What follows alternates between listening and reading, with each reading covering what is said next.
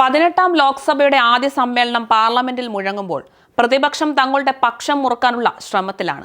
രാഹുൽ ഗാന്ധിയെ പ്രതിപക്ഷ നേതാവായി വാഴിക്കാൻ ഇന്ത്യ സഖ്യം തയ്യാറെടുക്കുമ്പോൾ ഒരു പറ്റം സ്ത്രീ നേതാക്കന്മാരും പ്രതിപക്ഷത്ത് ഒപ്പം കൂടുന്നുണ്ട്. മഹുവ മൊയ്ത്ര, കനിമൊഴി, സുപ്രിയ സുലെ, ഡിംപിൾ യാദവ് കഴിഞ്ഞ ലോക്സഭയിലെ പ്രതിപക്ഷ ശബ്ദമായ സ്ത്രീ നേതാക്കന്മാർ. ഇത്തവണയും ശക്തമായ പ്രതിപക്ഷം നിർമ്മിക്കാൻ സഭയിൽ ഇവരുമുണ്ടാകും. എന്നാൽ കേരളത്തിൽ നിന്നും ഒരു സ്ത്രീ പോലും ലോക്സഭയിലേക്കില്ല. ആകെ 74 വനിതകൾ ലോക്സഭയിലേക്ക് വിജയിച്ചപ്പോൾ വനിതാ പ്രാതിനിധ്യമില്ലാത്ത ഏക ദക്ഷിണേന്ത്യൻ സംസ്ഥാനം കേരളമാണ്. പ്രധാന മുന്നണികളിൽ നിന്നും 9 വനിതാ നേതാക്കൾ മത്സരിച്ചെങ്കിലും ഒരാൾക്ക് പോലും വിജയം നേടാനായില്ല.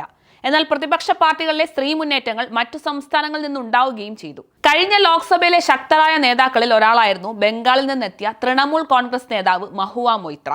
ഒരു സമയം വരെ BJPയെ വിറപ്പിച്ച പ്രസംഗങ്ങളായിരുന്നു പാർലമെന്റിൽ മഹുവ നടത്തിയിരുന്നത്. എന്നാൽ ചോദ്യം ചോദിക്കാൻ കോഴ വാങ്ങിയെന്ന ആരോപണത്തെ തുടർന്ന് സഭയിൽ നിന്ന് തന്നെ മഹുവയെ പുറത്താക്കിയിരുന്നു.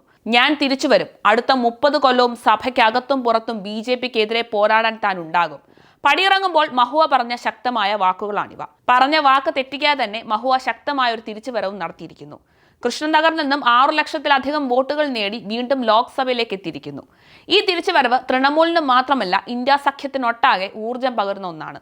മഹുവയ്ക്ക് പുറമെ ബംഗാളിൽ നിന്നും തൃണമൂൽ കോൺഗ്രസിലെ 10 വനിതാ നേതാക്കന്മാരാണ് ലോക്സഭയിലേക്ക് എത്തുന്നത്. തമിഴ്നാട്ടിൽ നിന്നും വിജയിച്ച 5 നേതാക്കന്മാരും ഇന്ത്യ മുന്നണിയിൽ നിന്നുള്ളവരാണ്. അതിൽ 3 പേർ DMKയിൽ നിന്നും 2 പേർ കോൺഗ്രസിൽ നിന്നും. തൂത്തുക്കുടിയിൽ നിന്നും ലോക്സഭയിലേക്ക് 5.5 ലക്ഷത്തോളം വോട്ടുകളുമായാണ് കനിമൊഴി എത്തുന്നത്. കഴിഞ്ഞ തവണത്തെ പോലെ ഇത്തവണയും മുത്തുവേൽ കരുണാനിധിയുടെ മകൾ DMKയുടെ ഉറച്ച ശബ്ദമാവുക തന്നെ ചെയ്യും.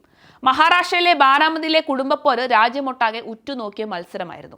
NCP ശരത് പവാർ പക്ഷങ്ങൾ നേർക്കുനേർ ഏറ്റുമുട്ടിയ മത്സരം. ശരത് പവാറിന്റെ മകളും 2009 മുതൽ ബാരാമതി MPയുമായ സുപ്രിയ സുലെ രംഗത്തെത്തിയപ്പോൾ അജിത് പവാറിന്റെ ഭാര്യ സുനേത്രയായിരുന്നു എതിർവശത്ത്.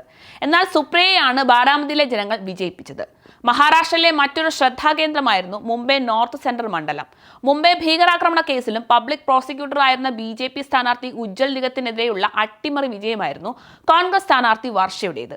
മുംബൈയിൽ അറിയപ്പെടുന്ന യുവ നേതാവും ധാരാവി MLAയുമായിരുന്ന വർഷ ആദ്യമായാണ് ലോക്സഭയിലേക്ക് എത്തുന്നത്. അതുപോലെ തന്നെ ഉത്തർപ്രദേശിൽ വൻ തിരിച്ചുവരവായിരുന്നു കോൺഗ്രസ് SP സഖ്യം നടത്തിയിരുന്നത്. സമാജ്വാദ് പാർട്ടി വിജയിച്ച 37 മണ്ഡലങ്ങളിൽ 5 ഇടങ്ങളിൽ ലോക്സഭയിലേക്ക് എത്തുന്നത് വനിതാ MPമാരാണ്. പാർട്ടി അധ്യക്ഷൻ അഖിലേഷ് യാദവിനൊപ്പം ഭാര്യ ഡിംപിൾ യാദവും ഉണ്ടാകും. 4ാം തവണയാണ് ഡിംപിൾ ലോക്സഭയിലേക്ക് എത്തുന്നത്. രാജസ്ഥാനിലെ ഭരത്പൂരിൽ നിന്നും കോൺഗ്രസ് ടിക്കറ്റിൽ വിജയിച്ച സഞ്ജന ചാറ്റവ് തന്റെ 26ാം വയസ്സിലാണ് ലോക്സഭയിലേക്ക് എത്തുന്നത്. ഇങ്ങനെ തുടങ്ങി യുവജന ശബ്ദമാകാനും സ്ത്രീകൾ ഇത്തവണ ഏറെയാണ്. എന്നിട്ടും മഷിയിട്ട് നോക്കാൻ പോലും ഒരു സ്ത്രീ നേതാവും കേരളത്തിൽ നിന്നില്ല എന്നതാണ് കൗതുകം.